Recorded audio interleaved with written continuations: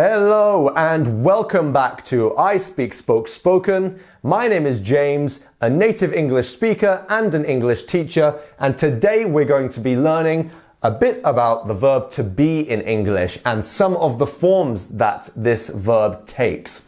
So we have was in English and we have were and been. Can you say these? Can you repeat these? So was, exactly.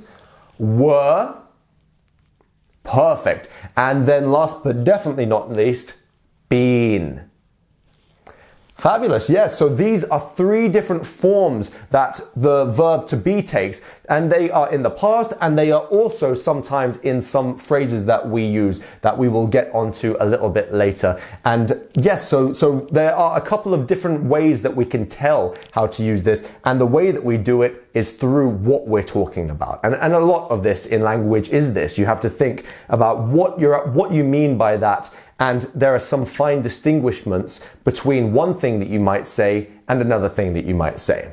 Okay, let's have a look. So, how do we tell the difference in the past form of the verb to be? So, was and were.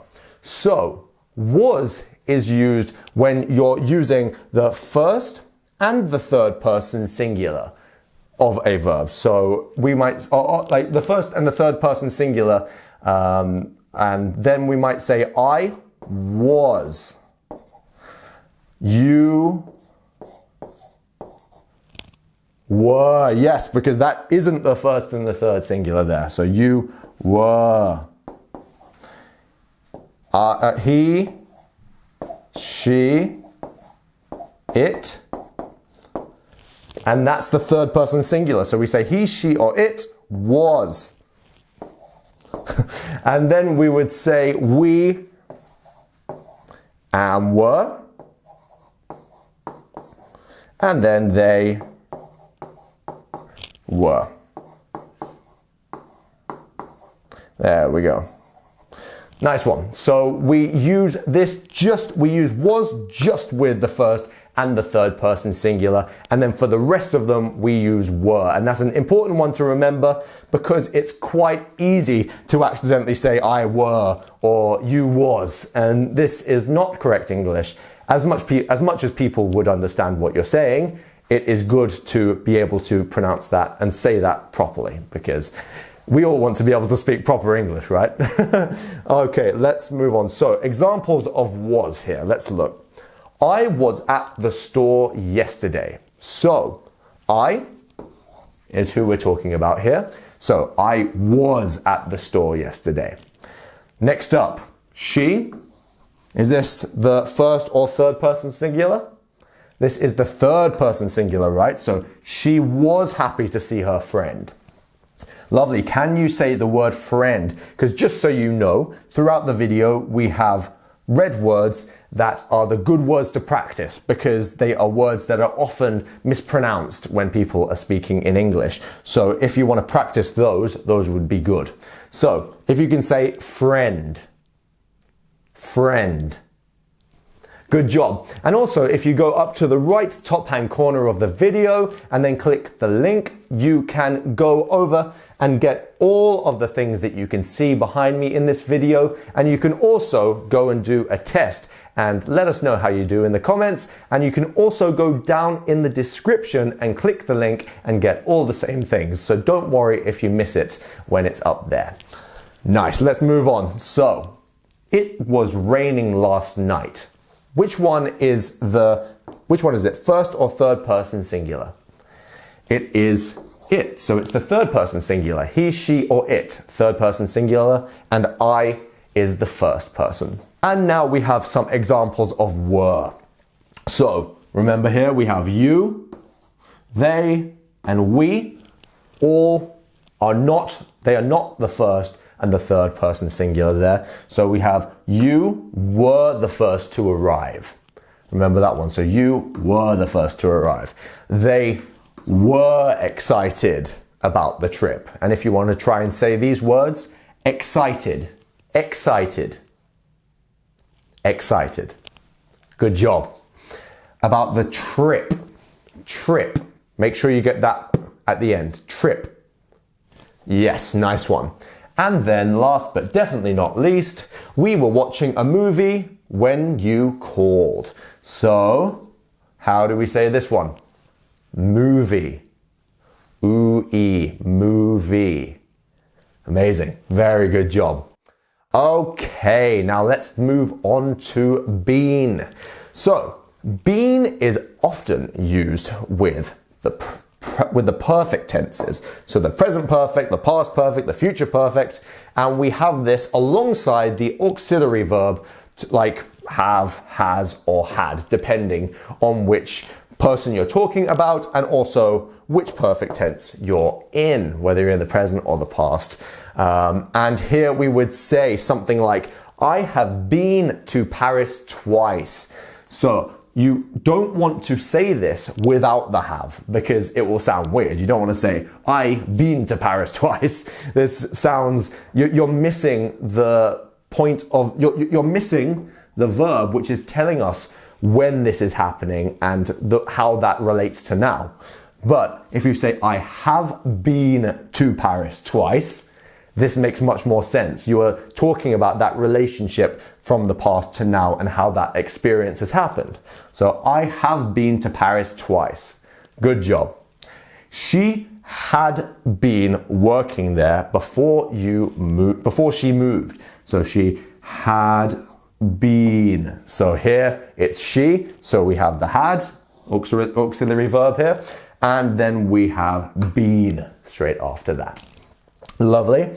Next up, we will have, they will have been married for 10 years next month.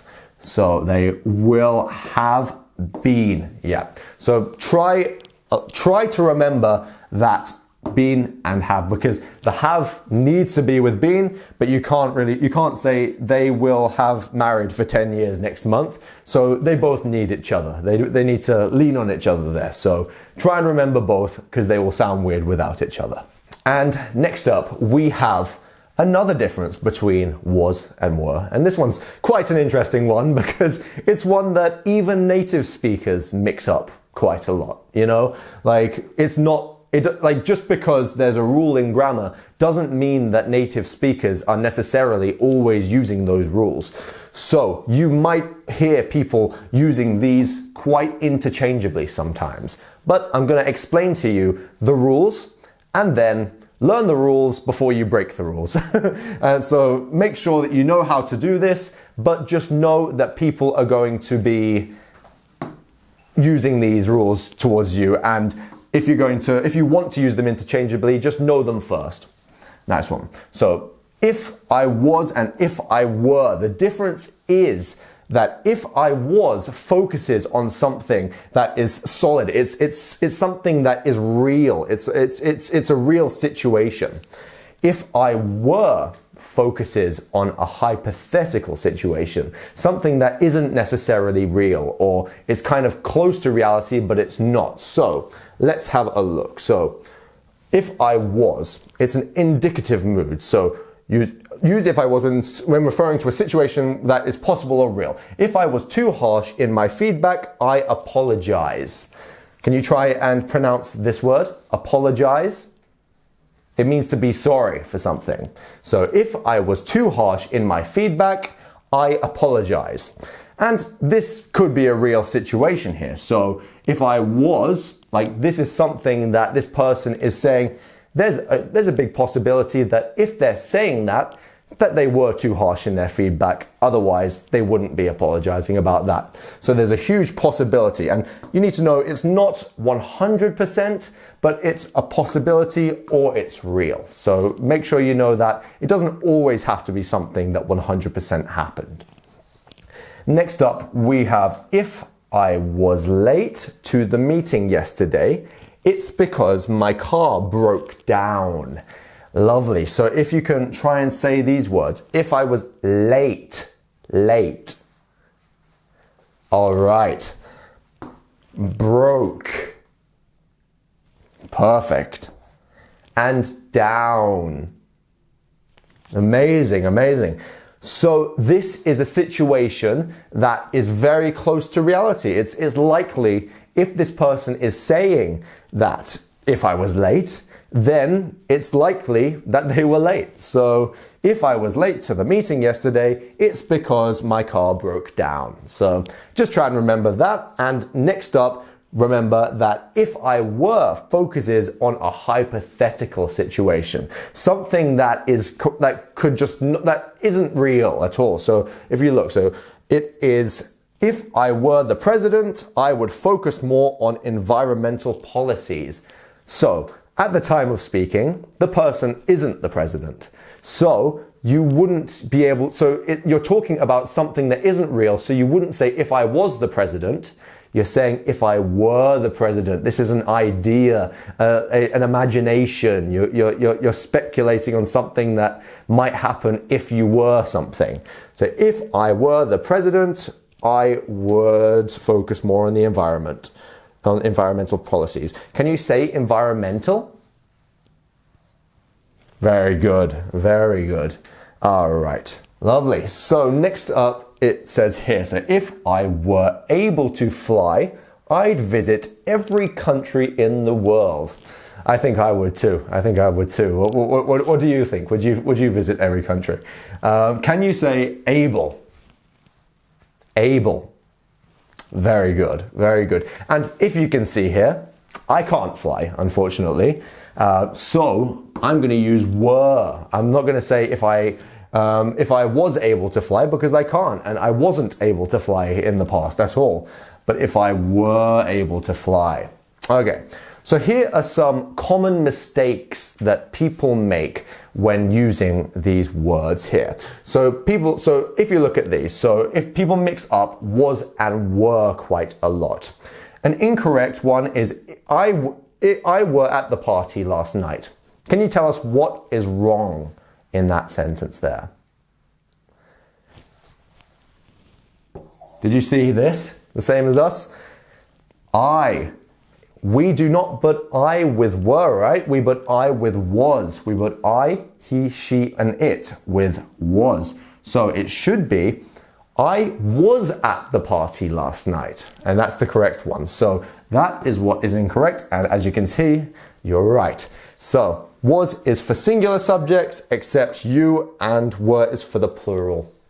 And you. There we go. So using been without an auxiliary verb. As we said before, it's quite common that people will accidentally say something like, I've been to Canada last year. When you're missing out the auxiliary verb, which one are we missing here?